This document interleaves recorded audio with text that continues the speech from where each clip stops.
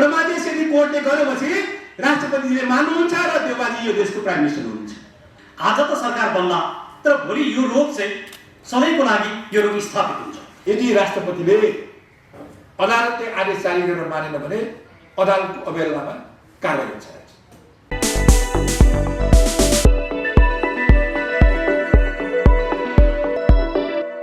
जुन किसिमको अदालतमा अहिले मुद्दाहरू आइरहेको छ, मुद्दाको निर्णय अब चाँडै आउँछ। म सिधै ऋषिजीकै प्रश्नमा लाग्छु। अहिले जुन हाम्रो प्रधानमन्त्रीजीले जेष्ठ 8 गते यो संसदको दोस्रो पटक विघटन गर्नुभयो। दोस्रो पटक विघटन गरिसकेपछि अहिले 146 जना प्रतिनिधि सभाका सदस्यहरूले यो गैर कानुनी भयो, यो गैर संवैधानिक छ, त्यसकारणले बदल गरेर माननीय देउबाजीलाई प्रधानमन्त्री नियुक्ति गरी पाउँ भनेर रिट जानु भएको छ। यसको फैसला अब आज 22 भइसक्यो, 23, अब 4-5 दिनमा फैसला आउँछ। फैसला आउँदाखेरि मलाई लाग्छ के भने ओलीजीले गरेको निर्णय पहिलेकै फैसलाका आधारमा, जस्तो फागुनमा जुन फैसला आएको थियो पहिलो फैसला, त्यसकै त्यही नै नजिलो त्यसकै आधारमा र अहिले जुन किसिमको पक्ष विपक्षको बहसहरू भयो त्यसको आधारमा यो प्रतिनिधि सभाको विघटन बदल गरिदिन्छ र दुई किसिमका आदेशहरू हुन सक्छन्। एउटा के छ भने सिधै सर्वोच्चले अहिलेको जुन माननीय शेरबहादुर देउबाजी हुनुहुन्छ प्राइम मिनिस्टरलाई तोकेर उहाँ नै प्रधानमन्त्री हो भनेर तोकेर हाउसमा विश्वासको मत ल्याऊ 76 को 6 अनुसार भनेर भन्न सक्छ एउटा। यदि त्यो भनेन भने मलाई लाग्छ 146 जनाका जुन निवेदकहरू छन् त्यो एउटा मात्रै निवेदन हो। ओलीजीको निवेदन छैन। यहाँ ओलीजीले आफूलाई प्राइम मिनिस्टर गराइपाउँ भनेर माग्नु भएको छैन। 146 मध्येबाट नै प्रधानमन्त्री नियुक्ति गर भनेर परमादेश राष्ट्रपतिको नाममा आदेश हुन सक्छ। हेर्नुहोस्, यो कन्फर्म, यो दुईटा मध्ये एउटा आदेश हुन्छ। तपाईँलाई आज म भन्दैछु 28 गते भन्दा अगाडि फैसला आएपछि पनि तपाईँले हेर्नु होला। 28 गते आयो भनेपछि पनि यो दुईटा आदेशहरू मध्ये एउटा आदेश हुन्छ। अब म अलिकति किन के कुरा गर्दैछु भने जस्तो ओलीजीले वैशाखको 30 गते 27 गते विश्वासको मत माग्नुभयो। ओलीजीले वैशाखको 27 गते मलाई विश्वासको मत देऊ भन्नुभयो पार्लियामेन्टमा। उहाँलाई विश्वासको मत दिएन पार्लियामेन्टले। संविधानको धारा 100 अनुसार उहाँसँग 93 सांसद मात्रै छन्। 93 जनाको प्राइम मिनिस्टर हो उहाँ ओलीजी। अहिले पनि हाम्रो संविधानले के भन्छ भने 136 जना चाहिन्छ मिनिमम। 275 जनाको पार्लियामेन्ट हो। हेर्नुहोस्, संसदमा समानुपातिक र प्रत्यक्ष निर्वाचित गरेर 275 जना हुन्छन्। त्यसमध्ये 136 जना भएपछि सरकार बनाउन पुग्छ। ओलीजीसँग 93 छन्। वैशाख 27 गते उहाँले के छ भने विश्वासको मत प्राप्त गर्न सक्नु भएन र राष्ट्रपतिले के गर्नुभयो भने संविधानको धारा फेरि 2 अनुसारको कोलिसन गभर्नमेन्ट बनाऊ भनेर टाइम दिनुभयो 3 दिनको। 3 दिनमा कसैले दाबी गर्न सकेन र वैशाखको 30 गते ओलीजीलाई संसदीय दलको नेता र अल्पमतको जुन लार्जेस्ट पार्टीको संसदीय दलको नेताको हैसियतले उहाँलाई प्राइम मिनिस्टर नियुक्त गर्नुभयो। उहाँ अहिले संविधानको धारा 76 को 3 अनुसारको प्राइम मिनिस्टर हो र उहाँले त्यो पनि विश्वासको मत दिनुपर्ने 4 अन्तर्गत 30 दिनभित्र। हेर्नुहोस्, उहाँले बिचैमा 6 गते के भन्नुभयो भने मैले विश्वासको मत लिन सक्दैन, अब मलाई कसैले विश्वासको मत दिँदैन, मैले मार्ग प्रशस्त गरिदिएँ, राजीनामा गरेँ भनेर उहाँले राष्ट्रपतिजीलाई सिफारिस गर्नुभयो। अर्को सरकार गठन गर्नका लागि उहाँले आह्वान गर्नुभयो। हेर्नुहोस्, राष्ट्रपतिलाई सिफारिस गर्नुभयो। राष्ट्रपतिजीले प्राइम मिनिस्टरको जुन सिफारिसलाई मानेर राष्ट्रपतिले 21 घण्टाको टाइम दिएर आउन सरकार गराउन भनेर सबैलाई आह्वान गर्नुभयो। ओलीजीलाई के लागेको थियो भने कोही आउनेवाला छैन, अरू दलहरू भोलिपल्टको त एक्लो मात्रै क्यान्डिडेट हो भन्ने मानेर उहाँले 21 घण्टाको राष्ट्रपतिसँग मिलिजुली गरेकै हो। हेर्नुहोस्, यो मिलिजुली खेल भएको छ क्या राष्ट्रपतिजीसँग, जो कि राष्ट्रपतिले गर्न हुन्थेन। अनि भोलिपल्ट 7 गते 1 बजेतिर प्रेस कन्फरेन्स गर्नुभएको छ प्राइम मिनिस्टरले भन्दै हुनुहुन्छ मलाई कसैले पनि सपोर्ट नगर्ने भएकोले म मैदानमा छैन है प्राइम मिनिस्टरको क्यान्डिडेटको दौडमा, जोसुकै आओस् सरकार बनाओस् भनेर भन्दै हुनुहुन्छ।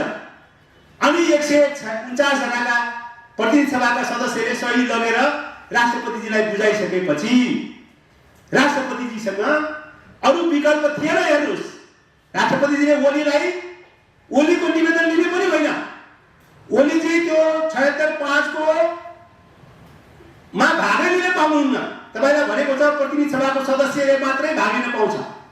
ओलीजी संसदीय दलको नेता 3 को प्रधानमन्त्रीले भागै लिन पाउँदैन। हेर्नुहोस्, ओलीजी के छ भने ओलीजी तपाईको संसदीय दलको 3 को संसदीय दलको नेता र उहाँ प्राइम मिनिस्टर नेपालको काम चलाउ सरकारको प्राइम मिनिस्टर।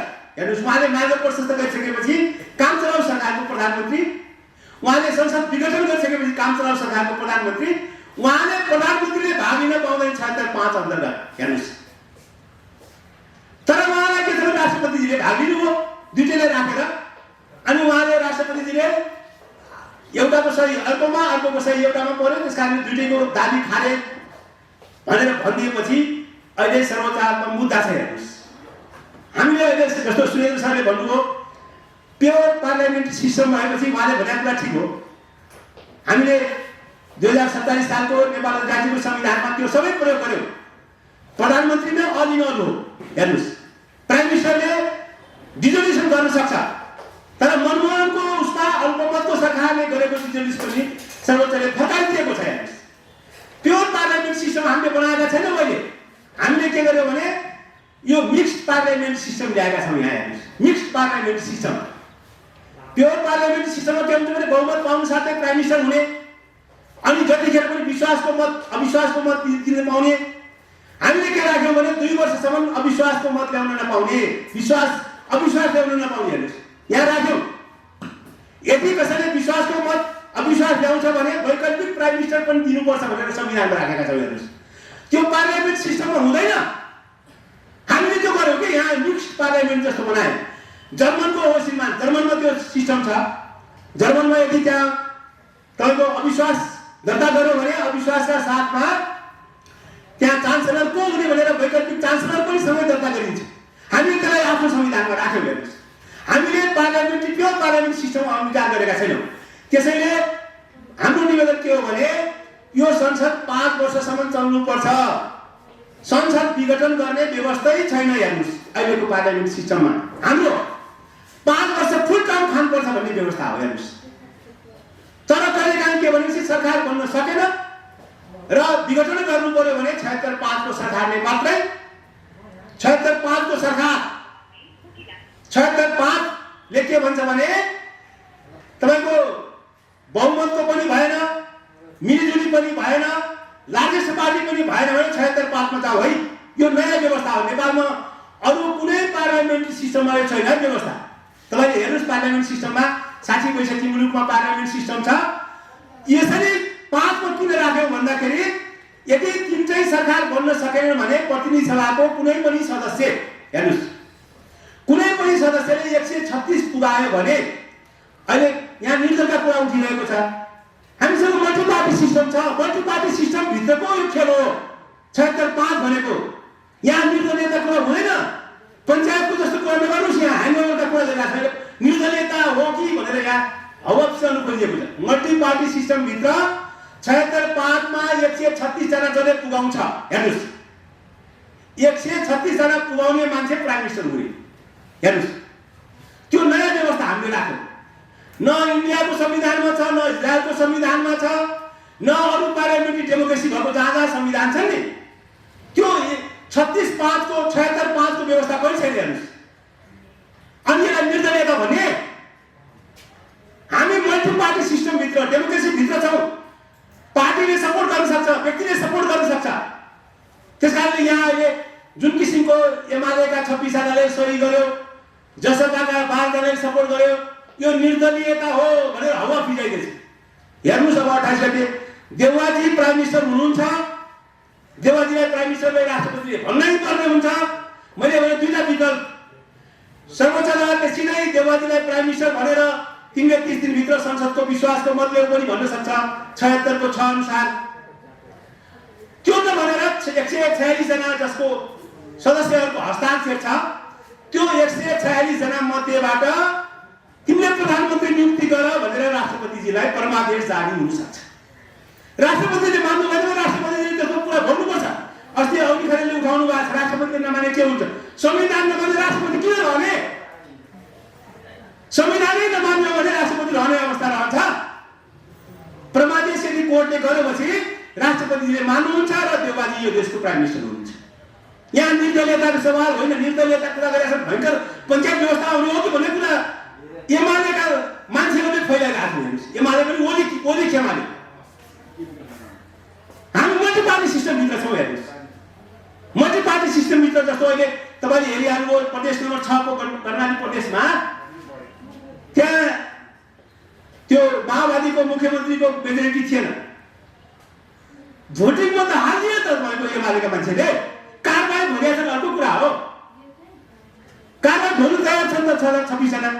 कारबाही गर्ने नगर्ने हिम्मत त तपाईँको ओलीजीको हुनु पर्यो नि। निकालिसक्नु भएको छ नि माधव नेपाल झलनाथजीलाई त निकालेको छ नि होइन त।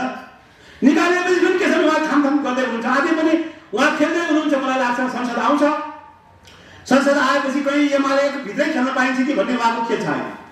हामीलाई बडा ताजुब लागेको छ। म जस्तो एउटा कानुनको विद्यार्थीले हेर्नुहोस्, एक बाजी संसदीय दलमा फेल भइसकेपछि, संसदीय दलमा असफल भइसकेपछि त्यो प्राइम मिनिस्टर बन्दैन। हेर्नुहोस्, ओलीजीले 93 सिट पाइसकेपछि उहाँ संसदीय दलको नेतै तपाईँको 76 दिनको प्राइम मिनिस्टर बन्नै नसक्यो संसदीय दलमा, संसदीय व्यवस्थामा। हेर्नुहोस्, जस्तो अहिले हेर्नु न तपाईँको स्विडेनमा भर्खरै त्यहाँ प्राइम मिनिस्टरले राजीनामा गर्नु पर्यो। उहाँले भोट अफ कन्फिडेन्स लुज गरेपछि अब त्यो प्राइम मिनिस्टर हुँदैन। बेलायतको हेर्नुहोस् न, अहिले जस्तो अहिलेको त जुन हाम्रो जोन्सनभन्दा अगाडिको प्राइम मिनिस्टरको नामै मैले बिर्सिसकेँ। उहाँले छोड्नुभयो। त्यो हो नि पार्लियामेन्ट सिस्टममा। आफूले पार्लियामेन्टमा आफ्नो लुज गरिसकेपछि सधैँ त्यो नेता हुँदैन। पार्लियामेन्ट एकपटक संसदलाई अविश्वास गरिसकेपछि त्यसले संसदमा गएर म सधैँ संसदको नेता हुँ, संसदमा मैले मेजोरिटी कमान्ड गर्छु, सरकारको बोलाउँछु भनेर कसैले भन्दैन पार्लियामेन्ट सिस्टममा। हेर्नुहोस्, अब 93 जना छ, उहाँ अब राजेश पार्टीको पनि नेता भएर प्राइम मिनिस्टर खाइराख्नु भएको छ। अनि उहाँले 76.5 को म दाबी गर्दैन भनेर तपाईँको 7 गते दिउँसो उहाँ भन्दै हुनुहुन्थ्यो। हेर्नुहोस्, 6 गते सिफारिस गर्नुभयो, 7 गते दिउँसो 1 बजेसम्म। अब कति तपाईँहरू हुनुहुन्छ हाम्रो विशिष्ट बालडामै हुनुहुन्थ्यो। म दाबी गर्दैन, जसलाई मन लाग्छ गराउ भन्नुहुन्थ्यो। अनि उहाँ फेरि देउबाजी आउने भन्ने थाहा भएपछि कुदेर जानुभयो। 76.5 को पनि प्राइम मिनिस्टर दाबी गर्नु। हामी यसैको लागि गराएका हौँ संसद। उहाँ त 93 पाएपछि फेरि प्राइम मिनिस्टर। अहिले पनि हामीले के छ भने उहाँले जस्तो 93 जना सरकार भन्दैनन्, 136 जना चाहिन्छ। 136 जना उहाँले ल्याउनु भएको छैन नि, अहिलेसम्म प्राप्त गर्नु भएको छैन नि। 136 जना भएपछि ओलीजी त तपाईँको 93 को 76 को तपाईँको 3 को पनि प्राइम मिनिस्टर हुन सक्नुहुन्थ्यो। उहाँले जसपाको त्यत्रो 32 जनाको सपोर्ट छ भने किन उहाँले त्यो भोट अफ कन्फिडेन्स लिनु भएन? उहाँले भोट अफ कन्फिडेन्स लिएको भए हुन्थ्यो नि जसपाको 32 जनाको। 121 + 32 भए त उहाँ त 76 को प्राइम मिनिस्टर हुनुहुन्थ्यो। हेर्नुहोस्, त्यसैले हामीले नेपालीहरूले दुर्भाग्यका दिन हेर्नुहोस्, हामीले यस्तो किसिमको पार्लियामेन्ट सिस्टम बनाएका होइनौँ। मेरो मित्र यहाँ सुरेन्द्रजीलाई म निवेदन गर्छु, हामीले यो खिचडी तन्त्रको खिचडी पार्लियामेन्ट बनाएका छौँ। हेर्नुहोस्, मिक्स्ड पार्लियामेन्ट बनाएका छौँ। त्यो पार्लियामेन्ट सिस्टममा उहाँले भनेको कुरा ठिक हो। हेर्नु भएन, 5 पटक चुनाव भयो इजरायलमा। 5 पटक इलेक्सन भएर पनि कोलिसन गभर्मेन्ट भन्यो। अहिले 5-6वटा पार्टी मिलेर त्यो उसलाई फालेर लग्यो नेतन्याहुलाई भर्खरै। पार्लियामेन्ट सिस्टम त्यो हो नि। हामीले त 2 वर्षसम्म अविश्वासको प्रस्ताव ल्याउनु नपाउने, अविश्वासको प्रस्ताव ल्याउँदाखेरि वैकल्पिक प्राइम मिनिस्टर दिनुपर्ने, यो दुनियाँको कहीँ पार्लियामेन्ट सिस्टममा छैन। हामीले यहाँ के छ भने कन्ट्रोल गर्नलाई राखेको हो, पार्लियामेन्ट बन्नुपर्छ भनेर। र मैले यहाँहरूलाई निवेदन गर्नु पर्यो, संसदको व्यवस्थापिका संसदको समिति थियो, त्यहाँ रमेश रिजालले कस्तो संसद बनाउने भनेर भन्नुभएको छ। त्यो सिफारिस शासकीय स्वरूपको पनि सिफारिस छ। मैले लाइब्रेरीमा पढेर राखेको छु। पढेर मैले अस्ति सर्वोच्च अदालतमा भनेको छु कि 4 पटक हामीले संसद विघटन गर्यौँ। पहिला यो अनुभवबाट हामीले के गर्नुपर्छ भने संसदलाई विघटन गर्न दिन हुँदैन। चेक एन्ड ब्यालेन्स सिस्टम राखिसकेपछि संसदलाई विघटन गर्न दिन हुँदैन। फुल 5 इयर्स टर्म चलाउनुपर्छ भन्ने किसिमको कन्सेप्टमा त्यो व्यवस्थापिका संसदको स्वरूप निर्धारण समितिको रमेश रिजालले बनाउनु भएको समितिको रिपोर्टमा छ। आज त्यसमा के थियो भनेपछि त्यो संसद विघटन नभएपछि सबै सांसदहरूले जस्तो अहिले सभामुख विघटन भएपछि सभामुखको पोस्ट जाँदैन नि, मान्यको पोस्ट पनि नजाने गराउनुपर्छ भन्ने किसिमको छलफल भयो।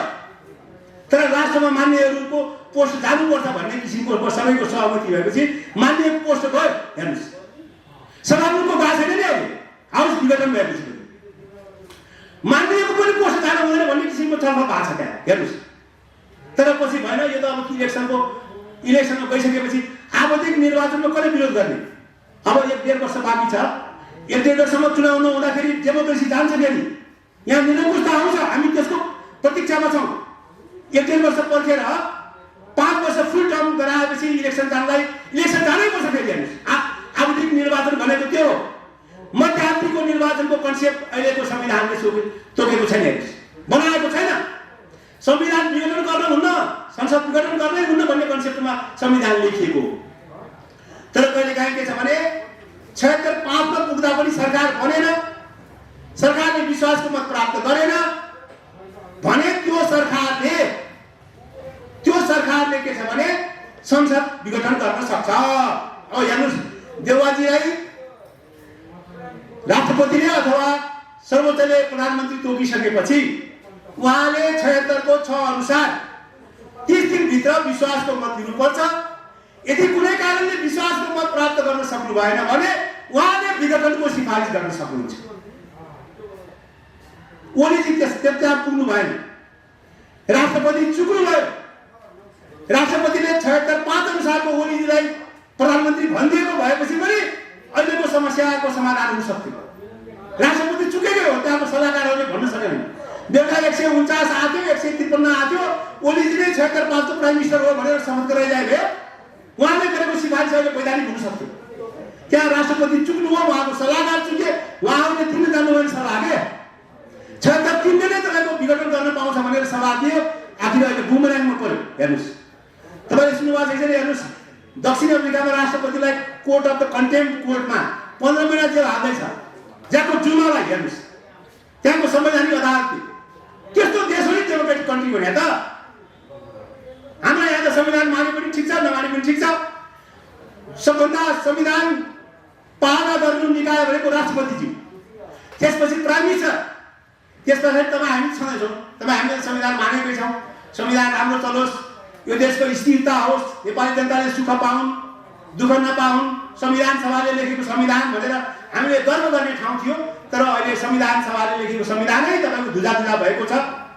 मैले हिजो मात्रै चिलीमा नयाँ संविधान लेखिरहेछ। हेर्नुहोस्, संविधान सभाले चिलीमा भर्खर संविधान लेखिरहेछ कि हामी जस्तै। हिजो मात्रै एउटा पढेँ आर्टिकलमा मैले, चिलीमा उनीहरूले उत्साहका साथ संविधान सभाले संविधान लेख्दैछ। हेर्नुहोस्, हामीले 2 पटक चुनाव गरेर संविधान लेख्यौँ, आज दुःख पाएका छौँ। सारा नेपालीले एउटै व्यक्ति मात्रै रहनमा छ, प्राइम मिनिस्टरको क्यान्डिडेट ओलीजी। हेर्नुहोस्, यहाँ अरू छैनन्। त्यसैले मेरो निवेदन छ, 28 गते पर्खौँ। 28 गते अगाडि पनि फैसला आउन सक्छ। त्यसमा के छ भने परमादेश जारी गरेर शेरबहादुर देउवाजीलाई डाइरेक्ट प्राइम मिनिस्टर पनि भन्ने हक सर्वोच्चको छ। त्यो भनेर विश्वासको मत पनि ले भन्न सक्छ। त्यो नगरेर 146 बाट सिंगल क्यान्डिडेट देउवाजी हो, 146 जनाको प्रतिनिधि, त्यसलाई तिमीले नियुक्ति गर भनेर परमादेश जारी गरेर राष्ट्रपतिलाई भन्न सक्छ। यति हो अहिले मैले देखेको। त्यसकारणले गर्दाखेरि यो बर्निङ इस्यु पनि छ, नेपाली जनतासँग गाँसिएको छ। आवधिक निर्वाचनमा कसैको विरोध छैन। 1.5 वर्षपछि हुने इलेक्सन मान्नै पर्छ, इलेक्सन गराउनै पर्छ। इलेक्सन नगराउँदाखेरि डेमोक्रेसी जान्छ फेरि। हेर्नुहोस्, 1.5 वर्षको जुन टाइम छ नि, त्यो भित्र इलेक्सन गराउनै पर्छ। त्यसलाई मानेको छ तपाईँले, कसले मानेको छैन। तर मजाकमा तपाईँको आफ्नो सनदमा अनि त्यतिखेर चप्पा चाह्यो संसद विघटन गरिदिने, अनि संसदलाई के छ भने मेरो प्रेजरमा आफ्नो इच्छामा संसद चलाउन खोज्दै भन्दाखेरि हामीले दुःख पाएका छौँ। नेपाली जनतालाई दुःखबाट मुक्त दिन पर्यो। सबै दलका नेताहरूले इन्क्लुडिङ प्राइम मिनिस्टर, राष्ट्रपतिजी, हाम्रा सबै दलका नेताहरू, हामी आदरणीय दलका नेतालाई मान्छौँ। हेर्नुहोस्, तपाईँहरूले गल्ती गरेको छ भने पनि करेक्सन गर्नुहोस्, त्यतातिर सबैको ध्यान जाओस्। कानुनी शासन रहेन भने तपाईँ हामीले भोगिसकेका छौँ नि क्याबिनेटको शासनमा। कस्तो थियो भन्नुहोस् न, घर घरमा तपाईँको मिडिया सेन्टरमा आर्मी पढाउँदाखेरि के थियो पोजिसन भन्नुहोस् त। त्यो दिन पनि आउन सक्छ कुनै दिन, यदि यस्तै सिने खेल्ने हो भने। त्यतातिर सबैको ध्यान जाओस्। हामी त संविधान मान्छौँ, पालना गर्छौँ। त्यस कारणले तपाईँको के छ, मेसेन्जर टु प्राइम मिनिस्टर, राष्ट्रपतिजीले संविधानको पालना गरौँ, संविधानलाई शिरमा राखेर काम गरौँ। यति निवेदन गर्दै मेरा 2 शब्द आफ्ना राख्ने सुनिदिनु भएकोमा धन्यवाद। केही क्वेसन भएपछि गरौँला। धन्यवाद। 28 गते सम्भावित रूपमा हुने निर्णयको सम्भावना के छ भन्ने विषयमा अदालतले के निर्णय गर्छ, कस्तो निर्णय गर्छ भन्ने बारेमा अनुमान गर्न सकिँदैन। कानुन व्यवस्थाले आफ्ना धारणा राखेर बहस गर्ने हुन् र स्वयं न्यायाधीशहरूलाई पनि आन्तरिक रूपमा छलफल गरेर निष्कर्षमा नपुगेसम्म उहाँहरूलाई पनि के निर्णय हुन्छ भन्ने कुरो थाहा हुँदैन। त्यसैले अहिले हामीले यहाँ गर्ने विश्लेषण भनेको अनुमान मात्रै हो, एउटा बौद्धिक विश्लेषण मात्रै हो। र यस परिप्रेक्ष्यमा मलाई लाग्छ मैले कुनै पक्षको लयरको रूपमा भन्नुभन्दा पनि सम्भावित निर्णय के होला भन्ने अनुमान एउटा विश्लेषण गर्दाखेरि मैले 4 अवस्थाहरू देख्छु। पहिलो अवस्था, शेरबहादुर देउवाजीले जे निवेदन गर्नुभएको छ, जे माग दाबी राख्नु भएको छ, अर्थात् मलाई प्रधानमन्त्री बनाइयोस् भन्ने जुन माग दाबी छ, त्यही बमोजिम शेरबहादुरजीलाई प्रधानमन्त्रीमा नियुक्ति गर्नु भनेर राष्ट्रपतिको नाममा प्रमादेश हुने एउटा सम्भावना। दोस्रो सम्भावना, प्रधानमन्त्री केपी ओलीले शेरबहादुर देउवाजीको रिट निवेदन खारेज हुनु पर्दछ। राष्ट्रपतिले गर्नुभएको निर्णय संविधान सम्मत छ। त्यसैले धारा 76(5) अन्तर्गत सरकार बन्न नसके पछाडि स्वाभाविक रूपमा संसद विघटन हुन्छ, तसर्थ निर्वाचनमा जानु पर्दछ भन्ने प्रधानमन्त्री केपी ओलीको जुन भनाइ छ, त्यसैलाई समर्थन गर्ने दोस्रो विकल्प हुन सक्छ। तेस्रो विकल्प, बहसका क्रममा विभिन्न कुराहरू उठे बमोजिम प्रधानमन्त्री केपी ओलीले धारा 76 को 4 बमोजिम आफू लार्जेस्ट पार्टीको प्रधानमन्त्री भइसके पछाडि, अर्थात् धारा 76(3) को प्रधानमन्त्री भइसके पछाडि धारा 76(4) अन्तर्गत जुन विश्वासको मत लिनु पर्थ्यो, त्यो विश्वासको मत नलिनु भएको कारणले गर्दाखेरि तपाईँले विश्वासको मत लिनुहोस् भनेर आदेश गर्ने अर्को अवस्था हुन सक्छ। तेस्रो अवस्था। चौथो अवस्था, प्रधानमन्त्री केपी शर्मा ओलीको 153 जना सहितको दाबी र माननीय शेरबहादुर देउवाको 149 जना सहितको दाबी। यी दुईटै दाबी मध्ये कसले धारा 76(5) अन्तर्गत विश्वासको मत प्राप्त गर्न सक्दछ र कसले सरकार बनाउन सक्दछ भन्ने कुरा स्वयं संसदबाट नै परीक्षण गरिनु पर्दछ र संसदले नै यसको निर्णय गरोस् भनेर दुवैको निवेदनलाई, दुवैको दाबीलाई संसदमा परीक्षण गर्नु भनेर पठाउने चौथो विकल्प, 4वटा विकल्प हुन सक्छन्। यी 4 विकल्पका के कस्ता परिणामहरू होला, सम्भावित परिणाम, यसको संवैधानिक पक्ष के होला भन्ने बारेमा म थोरै आफ्नो कुराहरू राख्छु। सबभन्दा पहिला म चौथो विकल्पबाट सुरु गर्छु, अर्थात् प्रधानमन्त्री ओली र माननीय शेरबहादुर देउवा दुवैको दाबीलाई संसदमै गएर परीक्षण गर्नुहोस् र विश्वासको मत कसले लिन्छ त्यहीबाट परीक्षण गर्नुहोस् भनेर अदालतले भन्यो भने, यदि यो हामीले अनुमान गरेको अवस्थामा र अदालतले यही अनुमान अनुसारको निर्णय गरिदियो भने, त्यस्तो अवस्थामा मैले मुलुकको राजनीति एकदमै सङ्कटपूर्ण हुने र धेरै ठुलो समस्या आउने मैले देखेको छु।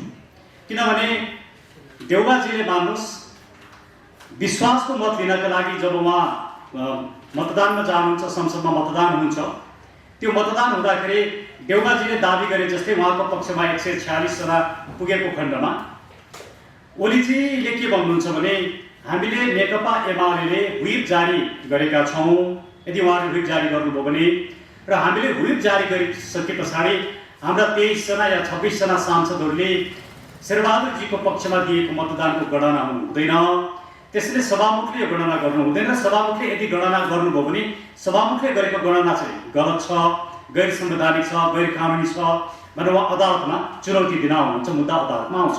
त्यो 26 जना सांसदले दिएको मतदान वैध छ कि अवैध छ भन्ने विषयमा मुद्दा अदालतमा आउँछ र मुद्दा अदालतमा आएपछि संसदले रेकमेन्ड गरेको प्रधानमन्त्री शेरबहादुर देउवाजी र हाल भइरहेको प्रधानमन्त्री केपी शर्मा ओलीजी, यस्तो अवस्था मुलुकमा दुईटा प्रधानमन्त्री एकैबाजी सामल्टेनियसली दुईटा प्रधानमन्त्री हुने अवस्था आउँछ।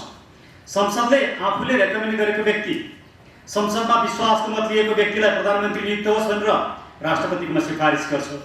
अब राष्ट्रपतिले देउबाजीलाई नियुक्त गर्नुभयो भने समस्याको समाधान होला। तर देउबाजीलाई नियुक्त गरिदिनु भयो टाइममा र तुरन्तै मुद्दा अदालतमा पुग्यो र अदालतले स्टे अर्डर जारी गर्यो भने यस्तो अवस्थामा जब दुईटा प्रधानमन्त्री मुलुकमा हुन्छन् त्यसले एउटा ठुलो राजनीतिक सङ्कट निम्त्याउने सम्भावना म देख्छु। एकातिर भने संवैधानिक रूपमा हाम्रो यो संविधानले 2072 सालको संविधानले संसदबाट प्रधानमन्त्री छानिने, निर्वाचित हुने, नियुक्त हुने व्यवस्था गरेको छैन। अहिलेको यो प्रणाली, यो संविधान अन्तर्गत प्रधानमन्त्री केवल राष्ट्रपतिले मात्रै नियुक्त गर्न सक्छन् या राष्ट्रपतिबाट मात्रै नियुक्त हुन सक्छन् र राष्ट्रपतिलाई संविधानले दिएको अधिकारभन्दा बाहिर गएर 63 सालको संविधान जस्तो या संविधान सभाले प्रस्ताव गरे जस्तो, संविधान सभाले केसम्म प्रस्ताव गरेको थियो भने राष्ट्रपतिले सबै दलको प्रतिनिधित्व सहितको मन्त्रीमण्डल निर्माण गर्ने र राष्ट्रपतिकै अध्यक्षतामा मन्त्रीमण्डल निर्माण हुने भन्ने प्रस्ताव पनि गरेको थियो। राष्ट्रपतिलाई एउटा एक्टिभ राष्ट्रपतिको रूपमा परिकल्पना गरिएको थियो, जबकि त्यो कुरा अहिलेको संविधानमा छैन। 63 सालको जस्तो संसदमा नै निर्वाचित भएर प्रधानमन्त्री बन्ने व्यवस्था पनि अहिले छैन। यदि मैले भनेको चौथो विकल्पमा मुलुक गयो भने त्यसले संवैधानिक रूपमा पनि संविधानलाई पनि नजरअन्दाज गर्दछ, संविधान पनि ओभरलुक हुन्छ भने मुलुकमा दुईटा प्रधानमन्त्री हुने र त्यसले सङ्कट निम्त्याउने, राजनीतिक सङ्कट निम्त्याउने काम गर्छ भन्ने मलाई लाग्छ। अब तेस्रो विकल्प अर्थात् धारा 76 को 4 अन्तर्गत प्रधानमन्त्री ओलीले विश्वासको मत लिनुपर्छ भनेर भन्ने हो भने धारा 76 को 4 अन्तर्गत, धारा 76 को 3 अन्तर्गत नियुक्त प्रधानमन्त्री अर्थात् लार्जेस्ट पार्टीको प्रधानमन्त्रीले विश्वासको मत लिने कुरा हो। लार्जेस्ट पार्टीको प्रधानमन्त्रीले विश्वासको मत लिन्छु भन्नुको अर्थ चाहिँ म विश्वासको मत लिएर प्रधानमन्त्री कन्टिन्यू हुन्छु भन्नु हो। तर म विश्वासको मत लिन्न भन्नु चाहिँ म धारा 76(3) अन्तर्गतको प्रधानमन्त्री बन्दिनँ भन्नु, अरू धारा अन्तर्गतको प्रधानमन्त्री म बन्दिनँ भन्ने होइन। त्यहाँनिर अहिले विवाद आइरहेको कुरा के छ भने मार्ग प्रशस्त गरेपछि त उहाँ उम्मेदवारै हुन पाउनुहुन्न, उहाँले अर्को उपधारा अन्तर्गत प्रधानमन्त्रीमा दाबी गर्न पाउनुहुन्न भन्ने जुन विवाद आइरहेको छ। म धारा 76(3) अन्तर्गतको प्रधानमन्त्री हुन्न भन्ने व्यक्तिले म धारा 76(5) अन्तर्गत प्रधानमन्त्री हुन्न भनेर त्यसलाई चाहिँ आफ्नो दाबी छोडिदिने भन्ने कुरा यो संविधानले परिकल्पना गरेको छैन। किनभने धारा 76(1) को प्रधानमन्त्री धारा 76(2) अन्तर्गत प्रधानमन्त्री हुन सक्दो रहेछ, धारा 76(2) को प्रधानमन्त्री धारा 76(3) अन्तर्गत प्रधानमन्त्री हुन सक्दो रहेछ। यो त हाम्रो अभ्यासले, संविधानले, कन्स्टिट्युसन कन्भेन्सनले प्रश्न पारिसकेको कुरा हो। त्यसैले 1 बाट 2, 2 बाट 3 मा प्रधानमन्त्री हुन सक्ने व्यक्ति 3 बाट 5 मा प्रधानमन्त्री हुनको लागि संविधानले रोकेको अवस्था छैन। त्यसले मार्ग प्रशस्त गर्नुको अर्थ चाहिँ धारा 76(5) मा जान पाउँदिन भन्ने होइन। अब यहाँनिर विवाद के आउँछ भने धेरै पार्लियामेन्ट्री डेमोक्रेसीमा म विश्वासको मत लिन्न भन्न पाइन्छ र विश्वासको मत नलिएका थुप्रै उदाहरणहरू छन्।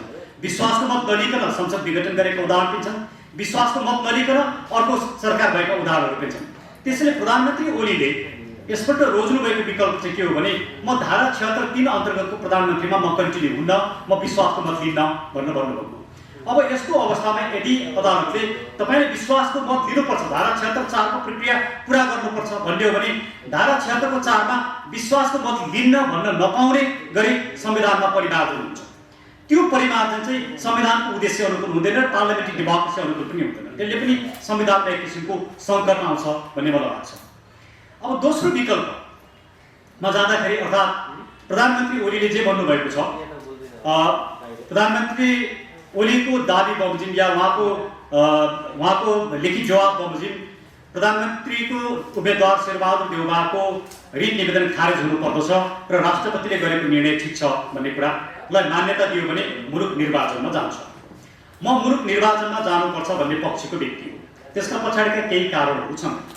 पहिलो कारण के हो भने अहिलेको यो जुन सङ्कट छ, यो सङ्कट भनेको राजनीतिक असफलताको सङ्कट। सरकार बन्न नसक्ने, पार्लियामेन्ट चल्न नसक्ने, दलहरू विघटित हुने, दलहरूभित्रको विभाजन हुने, कुनै पनि दल एक भएर बस्न नसक्ने र आफ्नो दलले मात्रै कसैले पनि सरकार बनाउन नसक्ने, अर्को दलका सांसद नलिकन, फ्लोर क्रस नगरिकन सरकार बन्न नसक्ने अवस्था देखा परेको छ। यस्तो अवस्था भनेको चाहिँ राजनीतिक रूपमा असफलताको अवस्था हो। यो असफलताको सम्बोधन केवल निर्वाचनबाट मात्रै हुन सक्छ। यसलाई टालटुल गरेर या पुनः संसद युक्ताएर हुन सक्दैन। अब यसका केही राजनीतिक पक्षहरू पनि छन्। अब त्यो राजनीतिक पक्षलाई हेर्दाखेरि चाहिँ अब अहिलेको यो संसदमा देखेको एउटा जुन किसिमको समीकरण जो शेरबहादुर देउवाजी यदि प्रधानमन्त्री हुनुभयो उहाँ जसरी एमसिसीको पक्षमा देख्नु भएको छ एमसिसी पास होला भन्ने एकातिर डर छ। अब यो चाहिँ एउटा राजनीतिक विश्लेषण मात्रै हो। त्यसैले म यो संसद एमसिसीको पक्षमा उभियोस् भन्ने पनि म चाहन्छु।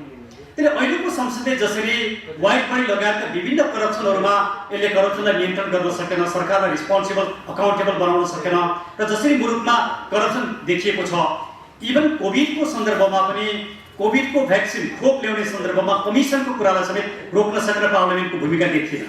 यी सबै कारणले गर्दा यस्तो निरीह बनेको पार्लियामेन्टलाई राख्ने, त्यही करप्सनलाई यथावत राख्ने, जोडाजोडीलाई संसदमा राख्ने, एमसिसीको जुन एउटा डर छ त्यो डरलाई निरन्तरता दिने, एमसिसी पास गर्ने बाटोमा लाने, यी सम्पूर्ण कुराहरूभन्दा नागरिकतामा गएर निर्णय गर्नु उपयुक्त हुन्छ भन्ने मेरो तर्क हो।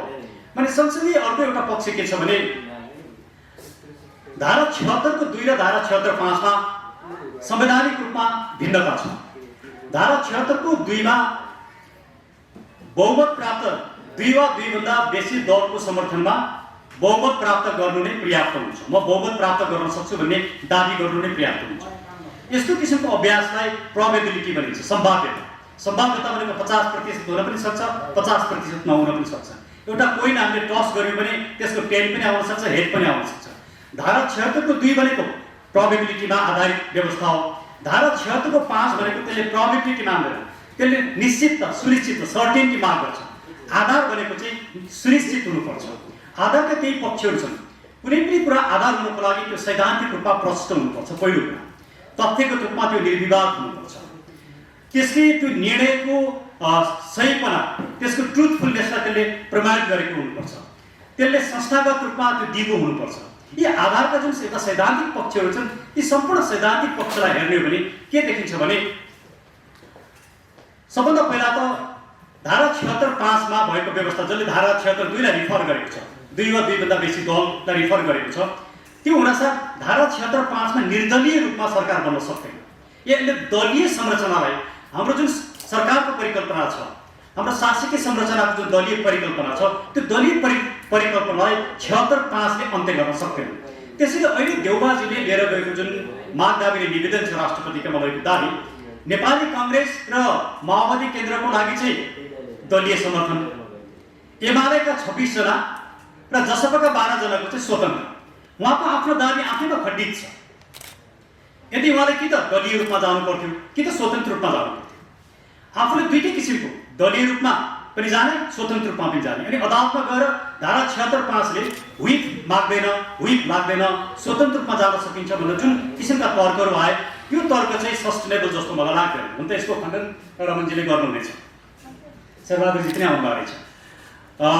अब धारा 76 को 5 मा यदि हुइप नलाग्ने हो भनेदेखि लोकतन्त्रको सबैभन्दा कोर भ्यालु नै के हो भने एउटा दलबाट निर्वाचित भएर आएका व्यक्तिहरूले आफ्नो दलको सरकार टिकाउनु पर्छ, आफ्नो दलप्रति आस्था हुनुपर्छ र आफ्नो दलको सरकार गिराएर अर्को दलको सरकार बनाउन प्रयास गर्न हुँदैन। यो सिद्धान्तलाई के गरिन्छ भने एन्टी डिफेक्सन लले कन्ट्रोल गर्छ, हर्स ट्रेडिङ, फ्लोर क्रसिङ भनेर यस्ता कुरालाई रोकिएको हुन्छ। यो डेमोक्रेसीको कोर भ्यालु। अब मलाई लागेको कुरा के हो भने एमालेका 26 जना र जसपाका 12 जनाले लिएर मैले सरकार बनाउन पाउनुपर्छ भन्ने कुरा चाहिँ मैले फ्लोर क्रस गरेर यो सरकार बनाउन पाउनुपर्छ भन्नु, त्यो भनेको लोकतान्त्रिक मान्यताभन्दा बाहिर गएर सरकार बनाउन पाउनुपर्छ भन्नु। आज त सरकार बन्ला, तर भोलि यो रोग चाहिँ सधैँको लागि यो रोग स्थापित हुन्छ। आज शेरबहादुरजीले अरूका सांसद लिएर बनाउनु होला, तर भोलि शेरबहादुरजीकै सांसद अन्त गएर सरकार बनाउने एउटा राजनीतिक चलखेल, यो रङ्गमञ्च सुरु हुन्छ मुलुकमा। त्यसले संविधानलाई पनि स्थायित्व दिँदैन, लोकतन्त्रलाई पनि कमजोर बनाउँछ। त्यसैले शेरबहादुरजी जस्तो एउटा लोकतान्त्रिक पार्टीको नेताले फ्लोर क्रसका आधारमा मैले सरकार बनाउँछु भन्नु चाहिँ मलाई दुर्भाग्यपूर्ण लाग्छ। त्यसैले मैले के सम्भावना देख्छु भने त्यसैले मलाई निष्कर्षमा के लाग्छ, संवैधानिक रूपमा, कानुनी रूपमा र डेमोक्रेसीको हितमा पनि के हुन्छ भने निर्वाचनमा जानु र धारा 76 5 अन्तर्गत एउटा धारा 76 5 मा 302 जना सांसदहरू देखेका छन्। अहिलेको संसदमा जम्मा 271 जना सांसद हुन्। 302 जना जुन सांसदहरू देखेका छन् तथ्यगत रूपमा त्रुटिपूर्ण छ, विवादास्पद छ। यस्तो कुरालाई मान्यता दिन मिल्दैन। तसर्थ मलाई लाग्छ अहिलेको अवस्थामा चाहिँ यो राजनीतिक निकास खोज्नु र अन्तिम निर्णयकर्ता नागरिक नै अन्तिम निर्णयकर्ता, अमेरिकामा गएर निर्वाचनमा गएर जसले बहुमत लिएर आउँछ उसले सरकार बनाउनु नै यो समस्याको समाधान हुन्छ। त्यसैले दोस्रो विकल्प नै उपयुक्त जस्तो मलाई लाग्छ। पहिलो विकल्प जुन शेरबहादुर देउवाको पक्षमा रिट जारी हुने भन्ने कुरा छ, अब यसका थुप्रै मेरो विचारमा मिल्दैन। किन मिल्दैन भने प्रधानमन्त्री अदालतले नियुक्त गर्न पनि मिल्दैन, एक। दोस्रो कुरो, प्रधानमन्त्री संसदले नियुक्त गर्न पनि मिल्दैन। प्रधानमन्त्री नियुक्त गर्ने अधिकार राष्ट्रपतिलाई दिएको छ र यो धारा 76 को अधिकार चाहिँ कसैको रेकमेन्डेसनमा इन्भोक गरिने अधिकार होइन। यो राष्ट्रपतिले स्वयं आफै सेल्फ इन्भोक हुने अधिकार हो। यसरी सेल्फ इन्भोक हुने अधिकारमा जुडिसियल रिभ्यू हुँदैन। अन्य देशका प्र्याक्टिसहरू पनि यिनै हो। तर अब हामीले जुडिसियल रिभ्यूको दायरालाई कहाँसम्म पुर्याउने? कुनै पनि विषयमा अनलिमिटेड रूपमा जुडिसियल रिभ्यू गर्ने भने जुडिसियल सेल्फ रेस्ट्रेन्टको प्रिन्सिपल नै समाप्त हुन्छ। मैले बहस गर्दा पनि यही भनेको थिएँ, जुडिसियल सेल्फ रेस्ट्रेन्टको प्रिन्सिपल पनि हामीले सँगसँगै हेर्नुपर्छ। तसर्थ मलाई के लाग्छ भने धारा 76 को 5 अन्तर्गत शेरबहादुर देउवाजीको 149 जनालाई मान्यता दिएर उहाँलाई प्रधानमन्त्री बनाऊ भन्दा 153 जनालाई मान्यता नदिने गरी अदालतले कसरी निर्णय गर्न सक्छ? यो दुईटा तथ्यमा अदालत एउटा तथ्य चाहिँ सही हो, अर्को तथ्य चाहिँ गलत हो भनेर कसरी भन्न सक्छ? त्यसैले अदालत धेरै अप्ठ्यारो अवस्थामा छ र अदालतको लागि पनि र संविधान र कानुनको लागि पनि सबैभन्दा उपयुक्त माध्यम भनेको दुईटा प्रधानमन्त्री बन्ने अवस्था सिर्जना गरिनु हुँदैन, मुलुकमा राजनीतिक अस्थिरताको अवस्था सिर्जना गरिनु हुँदैन र राजनीतिक स्थायित्व निर्वाचनबाट मात्रै आउन सक्दछ। त्यसैले निर्वाचनमै जानुपर्दछ भन्ने मेरो विचार हो। तर अदालतले गर्ने निर्णय त अदालत स्वतन्त्र छ, अदालत स्वाधीन छ। के निर्णय आउँछ त्यो त हामीले 28 गते हेर्न पाउँछौँ नि। त्यस पछाडि यसको बारेमा विश्लेषण गरौँला। ऋषिजीलाई म फेरि पनि धन्यवाद दिन चाहन्छु। धन्यवाद। अहिले मुलुकको सबै जनताको ध्यान त्यहाँ गएको छ। मुलुकको मात्रै होइन, अन्तर्राष्ट्रिय क्षेत्रको पनि गएको छ। र यहाँलाई थाहा भएको कुरो, 77 साल फागुन 11 गते जुन पहिलोचोटि संसद प्रतिनिधि सभा विघटन गर्नुभयो, त्यो बेलामा प्रधानमन्त्रीको अधिकार के कति हो भनेर व्याख्या गर्यो। प्रधानमन्त्रीज्यूले के भन्नुभएको थियो भने श्री 3 र श्री 5लाई पनि नभएको अधिकार मलाई छ भनेर बडो प्रधानमन्त्रीले जे गर्न पनि सक्छ भन्ने किसिमको तर्क थियो त्यो बेला। र सर्वोच्चले के व्याख्या गर्यो भने तिमीलाई संविधानले दिएको अधिकार भन्दा केही पनि बढी केही पनि छैन। त्यसैले फेरि तिमीले जो प्रतिनिधि सभा विघटन गर्यो, निर्वाचन गर्ने सिफारिस गर्यो, त्यो गलत हो भनेर प्रतिनिधि सभालाई पुनर्स्थापित गरिदियो। अब अघिल्लो पटक र यसपालिको फरक के छ भने यसपालि प्रधानमन्त्री चतुर भएर उहाँले मैले संसद प्रतिनिधि सभा विघटन गरे होइन भनेर भन्नुभएको छ। उहाँले दुईटा चिजलाई उहाँले विशेष प्रायोरिटी दिनुभएको छ। एउटा राष्ट्रपतिजीको विशेष अधिकार छ। पहिला उहाँले आफ्नो अधिकार छ भन्नुभयो प्रधानमन्त्रीको, अहिले राष्ट्रपतिको विशेष अधिकार छ, जस्तो अघि सुरेन्द्रजीले पनि त्यो कुरो राख्नुभयो। र यसपालि वास्तवमा सर्वोच्चले 3टा कुरोमा बडो व्याख्या गर्छ। म पछि भनौँला, शेरबहादुरजीको कुरो म पछि गर्छु। सुरेन्द्रजीले भन्नुभयो 4वटा विकल्पमा जान्छ कि जान्दैन भन्ने कुरो म पछि गर्छु। 3टा कुरोको व्याख्या गर्छ यसपालि सर्वोच्चले। पहिलो कुरो, राष्ट्रपतिको अधिकार के कस्तो छ संविधान, जसरी पहिलो पटक प्रधानमन्त्रीको अधिकारको बारेमा व्याख्या गर्छ। राष्ट्रपति त संविधानको संरक्षण र पालक, उहाँलाई त्यस्तो अधिकार छ कि छैन संविधानमा? उहाँले धारा 76 बमोजिम जसलाई प्रधानमन्त्री बनाए पनि हुने त्यस्तो व्यवस्था छ कि छैन? पहिलो व्याख्या त्यो गर्छ। दोस्रो व्याख्या के गर्छ भने प्रतिनिधि सभाको अधिकार कति हो, प्रतिनिधि सभाले कस्तो कस्तो बेलामा प्रधानमन्त्री दिने निर्णयहरू गर्न सक्छ, त्यो विश्वासको मत दिने, अविश्वासको प्रस्ताव पारित गर्ने। त्यसैले यसपालि दोस्रो व्याख्या के हुन्छ भने प्रतिनिधि सभाको अधिकार के हो। तेस्रो व्याख्या प्रतिनिधि सभाका सदस्यहरूको अधिकारको व्याख्या गर्छ। जस्तो अहिले प्रश्न उठाएको छ नि, निर्दलीयताको प्रश्न बडो सुरेन्द्रजीले उठाउनु भयो, बहसको क्रममा पनि त्यही कुरो उठाएको छ, प्रधानमन्त्रीजीको लिखित जवाब पनि छ। त्यसले यो 3टा कुरोको विशेष व्याख्या हुने स्थिति छ। सर्वोच्चले त्यो व्याख्या गर्छ। त्यो व्याख्या गरिसकेपछि त्यसपछि बल्ल सरकार भन्ने कुरो आउँछ। अब अहिले सवाल उठ्यो, निर्दलीयताको सवाल उठ्दा वास्तवमा त्यो व्याख्या गर्ने क्रममा प्रतिनिधि सभाका सदस्यहरूलाई त्यो अधिकार किन दिनु पर्यो भनेर भन्दा अघि शेरबहादुरजीले अलिकति कुरो राख्नु भएको छ। धेरै विषयहरू स्पष्ट हुन जरुरी छ।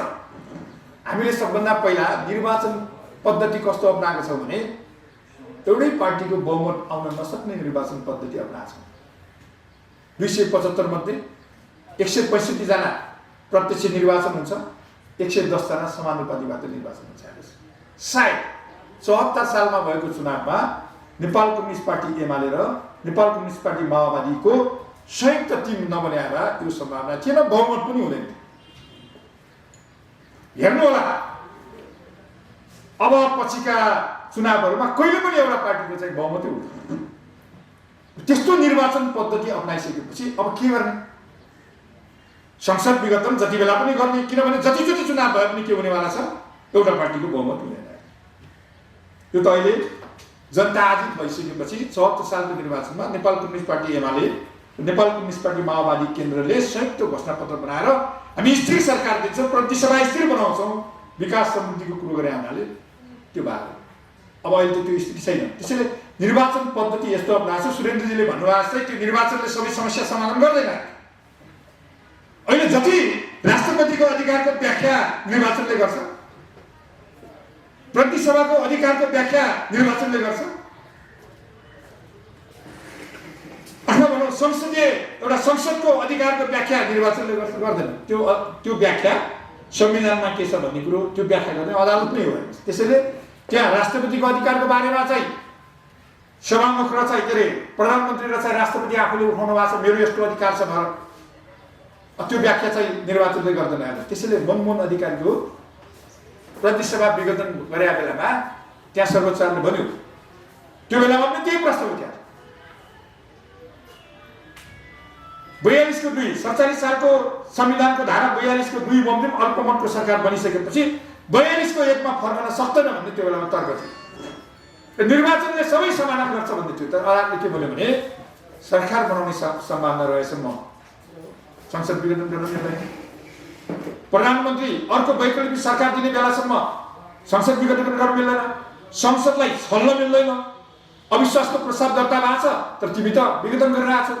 फेरि 42 को 2 बमोजिम सरकार बनिसकेपछि 42 को 1 बमोजिम फेरि सरकार बन्न सक्छ, त्यो अल्टरनेटिभ हुन सक्छ भनिसकेपछि त्यसैले चाहिँ सर्वोच्चले फैसला गर्ने बेलामा के गर्यो भने त्यो बेलामा 47 सालको संविधानलाई प्र्याक्टिस गर्ने बेलामा त्यो बेलाको धारा 36(1), 42(1), 42(2) को व्यवस्था जो थियो अहिले 76 को 1, 2 र 3 मा छ। अब हामीले एउटा एक प्रकारको चाहिँ राजनीतिक पद्धति अपनायो, प्रणाली अपनायो, निर्वाचन पद्धति प्रणाली अपनायो जहाँ चाहिँ बहुमत आउन नसक्ने स्थिति भइसकेपछि जहिले पनि संसद विघटन गर्न, जहिले पनि प्रतिसभा विघटन गर्न सक्ने सम्भावना रहन्छ है। त्यसलाई कसरी सेभ गर्ने भन्ने भइसकेपछि त्यो बेलामा 76 को 5 राखियो। त्यो सांसदहरूको मैले त अब बहसको क्रममा भनेको थियो ब्रह्मास्त्र हो। त्यो प्रतिसभाका सदस्यहरूलाई प्रतिसभा जोगाउने र सरकार दिने त्यस्तो विशेष अधिकार हो त्यो जो ब्रह्मास्त्र हो भनेर मैले भनेको छु, यहाँले सुनिराख्नु भएको छ। अब त्यस्तै व्यवस्था म 2-3 कुरो निर्दलीयताको कुरो गरेर 2-3 कुरो म यहाँलाई राखौँ। जस्तो संविधानको धारा 100 को उपधारा 4 हेर्नुभयो भने त्यो 1/4 सदस्यले प्रधानमन्त्री उप अविश्वासको प्रस्ताव दर्ता गर्न सक्छ र 5 उपधारा 5 हेर्नुभयो भने त्यो अविश्वासको प्रस्ताव दर्ता गर्दा प्रधानमन्त्रीको नाम पनि सिफारिस गर्नुपर्छ र उपधारा 7 हेर्नुभयो भने अविश्वासको प्रस्ताव दर्ता भइसकेपछि राष्ट्रपतिले चाहिँ जसको नाम प्रस्तावित गरेका छ त्यहाँ चाहिँ उसलाई प्रधानमन्त्रीमा नियुक्ति गर्नुपर्छ भनेर व्यवस्था गरेका छ। अब त्यहाँ दलको व्यवस्था छ र दलको मान्छेले मात्रै अविश्वासको प्रस्ताव दलले निर्णय गरेपछि मात्रै अविश्वासको प्रस्ताव दर्ता गर्न पाइने भनेर लेखा छ र त्यो किन दियो भने सम्माननीय प्रधानमन्त्री केपी ओली जस्ता नेता पनि जन्मन्छन् जसले आफू असफल भइसकेपछि केही पनि छोड्दैन। पार्टीको नेता पनि नछोड्ने, संसदीय दलको नेता पनि नछोड्ने, प्रधानमन्त्री पनि नछोड्ने। त्यो बेलामा अब त्यसलाई काउन्टर गर्ने, त्यसको विरुद्धमा संविधानलाई जोगाउने कुरो अहिले त केपी ओली असफल हुने भने संविधान असफल हुने स्थितिमा पुग्छौँ हामी। काम गरेन नि त संविधानले। कारण चाहिँ केपी ओलीजी, किनभने उहाँसँग न राजनैतिक नैतिकता छ, न उहाँसँग संवैधानिक नैतिकता छ, न उहाँसँग संसदीय नैतिकता छ। तिनटै नैतिकता उहाँसँग पाएन। संसदीय नैतिकताले के भन्छ भने यदि एकचोटि आफू असफल भयो भने संसदीय व्यवस्थामा अरूलाई ठाउँ खाली गरिदिनुपर्छ।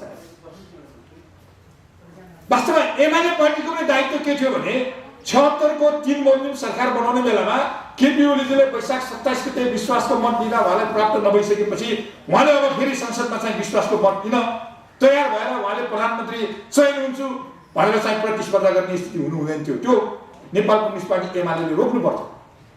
एमाले के भन्नु पर्थ्यो पार्टीको मिटिङ बसेर, सम्माननीय प्रधानमन्त्रीजी तपाईँलाई हामीले संसदीय दलको नेता पनि बनायो, पार्टीको नेता पनि बनायो, तर तपाईँलाई संसदले विश्वास गरेन, तपाईँ असफल हुनुभयो, अब तपाईँले अरू नेताहरूलाई ठाउँ छोडिदिनुहोस्, त्यो छोड्नुपर्छ संसदीय व्यवस्थाबाट।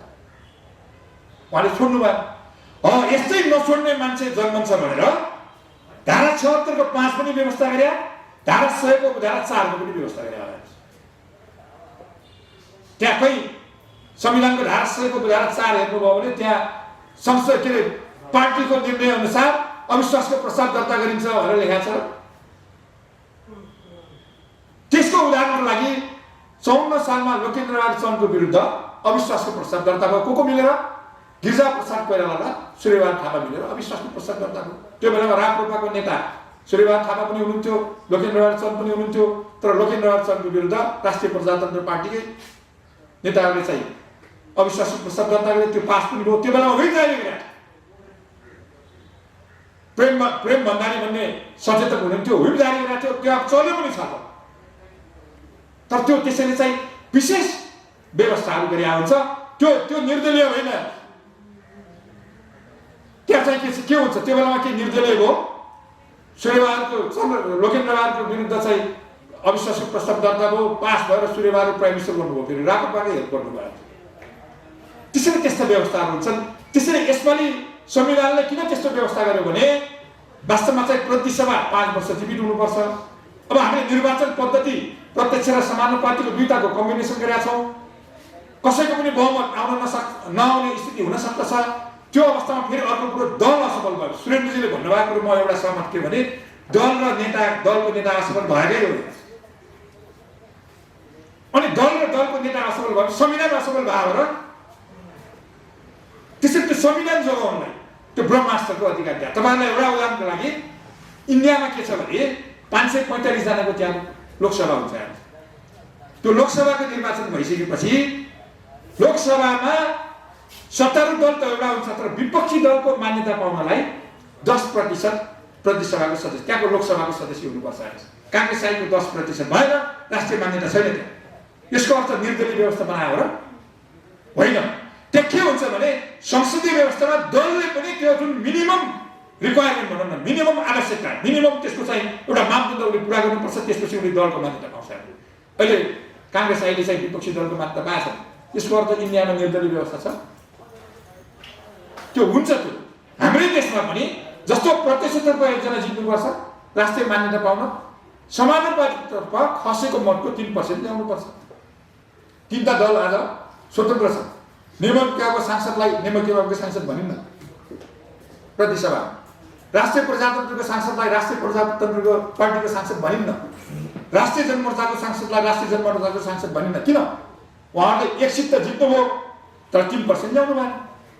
के निर्दलीय भयो? त्यसमा हामीले निर्दलीय अभ्यास गरेका छौँ? त्यो होइन। त्यसैले यो के हो भन्दाखेरि हिजो बहसको क्रममा पनि छलफल चल्यो। त्यो फ्री भोटिङको अधिकार प्रतिसभाका सदस्यहरूलाई अन्तिम अवस्थामा त्यो दिया चाहिँ त्यो त्यस्तो विशेष अधिकार हो। त्यसैले यसपालि यो विशेष अधिकारको अदालतले व्याख्या गरिसकेपछि अब परिणाम के आउँछ मैले तपाईँहरूलाई धेरै भन्नुपर्ने जरुरी छ।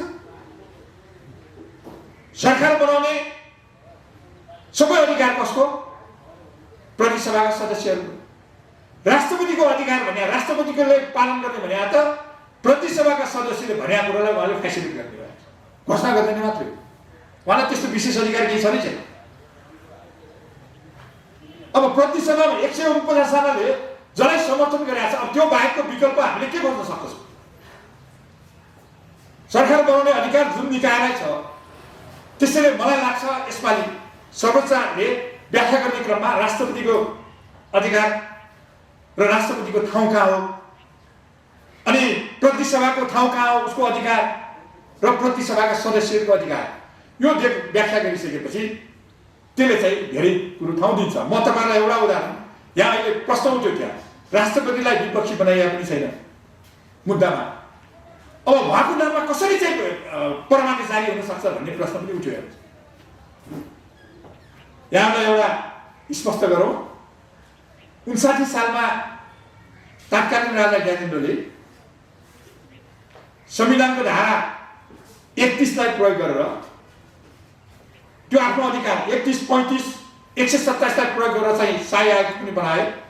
अनि त्यो बेलामा व्यवस्था के थियो भने संसद बसेको 3 महिनाभित्र चाहिँ त्यो जुन सङ्कटकाल लागू गरेर चाहिँ शाही आयोग बनाएको थियो त्यो त प्रस्ताव लानु पर्थ्यो, सकेन फिर्ता लिएर फेरि 127 अनुसार कन्टिन्यू गरे हामी।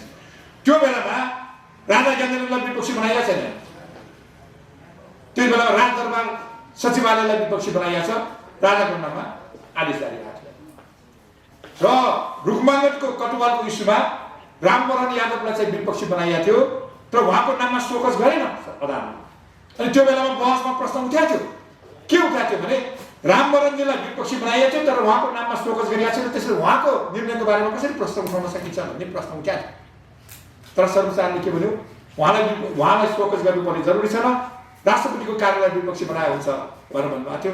त्यसैले हामीले त्यो प्र्याक्टिस गरिरहेका छौँ। अर्को एउटा प्र्याक्टिस गरिरहेका छौँ, यदि राष्ट्रपतिले अदालतले आदेश जारी गरेर मानेन भने अदालतको अवहेलनामा कारवाही हुन्छ। त्यो कुरो परमानन्द झाले, म यहाँलाई सम्झाउँ, परमानन्द झाले चाहिँ हिन्दीमा शपथ लिनुभयो। शपथ लिएपछि उहाँलाई विपक्षी बनाएर सर्वोच्चमा मुद्दा पर्यो।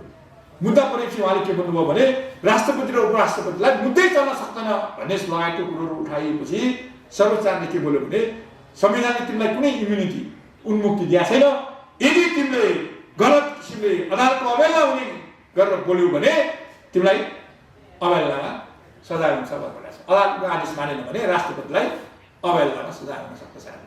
त्यसो भए भने वास्तवमा अहिलेको निचोड भने के हो भने राष्ट्रपतिको अधिकार, प्रतिसभाको अधिकार र प्रतिसभाका सदस्यहरूको अधिकारको व्याख्या गरिसकेपछि यहाँ त्यो अधिकार छ भनिसकेपछि त्यो अधिकार अन्तर्गत कसको दाबी परेको छ, यही हो कसको दाबी परेको छ। अब ओलीजी त राजनीतिक नैतिकता पनि समाप्त भएको, अझ अरूलाई नैतिकता सिकाउँदै हुनेछ, संसदीय नैतिकता पनि समाप्त भएको र अघिल्लो पटक 11 गते फैसला गर्दा संवैधानिक नैतिकताको पनि कुरो गरेको छ। त्यो मिल्छ नैतिकता। अब जुन ठाउँमा असफल भएको छ, अझ उहाँले त के गर्नुभयो भने गजबको कुरो, विश्वासको मत दिने बेलामा शेरबहादुर देउवाका गएर विपक्षी दललाई पनि विश्वासको मत देऊ भन्न जानुभयो। अब संसदीय व्यवस्थामा कहीँ नभए जात्रा हारिरहला, विपक्षी दलले कहीँ विश्वासको मत दिन्छ, जान मिल्ने हो। त्यसो भए भने मलाई के लाग्छ भने यति कुरोको व्याख्या गर्न गरेपछि वास्तवमा त्यो कस्तो हुन्छ भने कसलाई अधिकार छ, सरकार बनाउने अधिकार कसलाई छ, प्रधानमन्त्री चयन गर्ने अधिकार कसलाई छ भन्ने कुराको व्याख्या गरिसकेपछि अब को बन्ने भन्ने कुरो जसको प्रतिसभामा बहुमत छ त्यो बन्ने हो, त्यो बाहेक अरू बन्नै सक्दैन। राष्ट्रपतिलाई त्यस्तो अधिकारै छैन। उहाँले त के भने फेरि अर्को कुरो यहाँलाई क्लियर गरौँ, राष्ट्रपतिले सरकार नबनाउने किसिमको रोल खेल्नै सक्दैन। इन्डियामा के हुन्छ प्र्याक्टिस भने यदि जस्तो 1997 मा पनि भएको छ, अटल बिहारी वाजपेयी चाहिँ प्राइम मिनिस्टर हुनुहुन्थ्यो, उहाँले विश्वासको मत दिन सक्नु भएन, 13 दिनमा उहाँको सरकार गिरिसकेपछि त्यहाँ चाहिँ राष्ट्रपतिले के गर्नुहुन्छ भने अरू दललाई बोलाउनुहुन्छ, अरू दलका नेतालाई बोलाउनुहुन्छ, तपाईँ सक्नुहुन्छ विश्वासको मत दिन, सरकार बनाउन सक्नुहुन्छ, सक्छु भन्यो भने त्यतिकै आधारमा उहाँलाई चाहिँ प्राइम मिनिस्टर बनाउने अनि उहाँ विश्वासको मत दिन जानुहोस् भनेर भन्यो। वास्तव यहाँ राष्ट्रपतिले के गर्नु पर्थ्यो, राष्ट्रपतिले अब विपक्षी दलका नेताहरूलाई, अरू दलका नेताहरूलाई तपाईँ सरकार बनाउन सक्नुहुन्छ, त्यो स्थिति छ, त्यो 76 को 5 को एक्सर्साइज गर्ने बेलामै त्यो कुरो गर्नुपर्ने हुन्थ्यो, उहाँले गर्नु भएन। त्यसैले राष्ट्रपति आफ्नो भूमिकाबाट चुक्नु भएको छ। उहाँ चाहिँ वास्तवमा चाहिँ संविधानको संरक्षक र पालकको हैसियतले उहाँले खेल्नुपर्ने भूमिका खेल्नु भएको छैन। त्यसैले त हामीले एउटा प्रश्न उठाएको छ, अब प्रतिसभाको विस्तार नभयो भने राष्ट्रपतिलाई महाभियोग लगाउने जरुरी छ। फेरि तपाईँहरू भन्नुहोला महाभियोग त पास हुँदैन नि, सङ्ख्या त कम छ नि, त्यस्तो हुँदैन। अमेरिकामा ट्रम्पलाई महाभियोग लगाइयो, पास हुन्न भन्ने थाहा थियो, किन लगाइयो? अझ त्यो ट्रम्पको राष्ट्रपतिको कार्यकाल समाप्त भएपछि मतदान भयो। अर्को पार्टीको 7 जना त्यहाँको चाहिँ सिनेटरहरूले चाहिँ क्रस गरे, फ्लट गरे, 2/3 पुगेन, बहुमत त पुगेको थियो। तर यस्तो कस्तो हुन्छ भने इतिहासमा यस्ता राष्ट्रपति पनि आए जसलाई महाभियोग लगाउनु उपयुक्त, यो ग्राउन्डमा महाभियोग लगाइएको थियो। भने त्यो दर्ज गर्न आएको छ। फेरि अर्को राष्ट्रपति त्यस्तो नआओस् कि जसले संविधान विपरीत गएर चाहिँ सरकारै बनाउन नदिने अनि प्रधानमन्त्रीसँग मिलेर संविधान विपरीत काम गर्ने काम नगरोस्, त्यो दर्ज गर्न आएको छ। त्यो महाभियोग लगाउनु पर्ने स्थिति छ। र यसको लागि अर्को एउटा वास्तवमा चाहिँ सर्वोच्चले के पनि गर्न सक्छ भने Rameshwar Prasad versus union of India भएको 2006 मा भारतको सर्वोच्चले के फैसला गर्यो भने बिहारको चाहिँ प्रदेश प्रमुख बुद्धा सिंह हुनुहुन्थ्यो, जो गृहमन्त्री भइसकेका हुनुहुन्थ्यो, जान्ने बुझ्ने हुनुहुन्थ्यो। तर यो स्वार्थमा गइसकेपछि के हुने रहेछ भने उहाँले चाहिँ त्यो प्रदेशको मुख्यमन्त्री जे ल्याएर त्यही गर्नुभयो। सर्वोच्चमा मुद्दा परेपछि सर्वोच्चले के भन्यो भने दलहरूलाई के भन्यो भने यदि तिमीलाई प्रदेश प्रमुखको पदको सम्मान गर्ने खालको प्रदेश प्रमुख चाहिन्छ भने राम्रो मान्छे चुन्नु पर्यो नि, राम्रो मान्छे चुनो भन्ने आदेश हो। यहाँ पनि के भन्न सक्छ भने यहाँ त आखिरमा राष्ट्रपति चुनिया कसले? दलले नै हो। सर्वोच्चले के भन्छ भने के भन्न सक्छ भने यो आधारमा राष्ट्रपतिले गरेको कुरो गलत हो। त्यो भनिसकेपछि राष्ट्रपति चुन्ने कुरोमा पनि दलहरूलाई अब तिमीले राष्ट्रपतिको मान सम्मान मर्यादा कायम गर्ने हो भने राम्रो मान्छे योग्य मान्छे चुन्नु पर्यो नि, अनि न बल्ल चाहिँ संविधान ट्र्याकमा जान्छ। हामीले भने जस्तो सिस्टम स्थापना हुन्छ। त्यसैले सर्वोच्चले शेरबहादुरलाई चाहिँ प्रधानमन्त्री बनाउने कुरो मात्र होइन कि राष्ट्रपति कस्तो चुन्ने, यस्तो राष्ट्रपति चुन्नुपर्छ भन्नेसम्मको आदेश गर्न सक्छ। त्यसो भए मलाई लाग्छ आज ऋषिजीले जो राख्नु भएको थियो, मैले त्यसको व्याख्या अथवा त्यसको मेरो आफ्नो दृष्टिकोण राखेँ जस्तो लाग्छ। के यहाँको जिज्ञासा छ भने म राखौँला। अहिलेलाई मैले मेरो भनाइलाई अन्त गर्छु। धन्यवाद।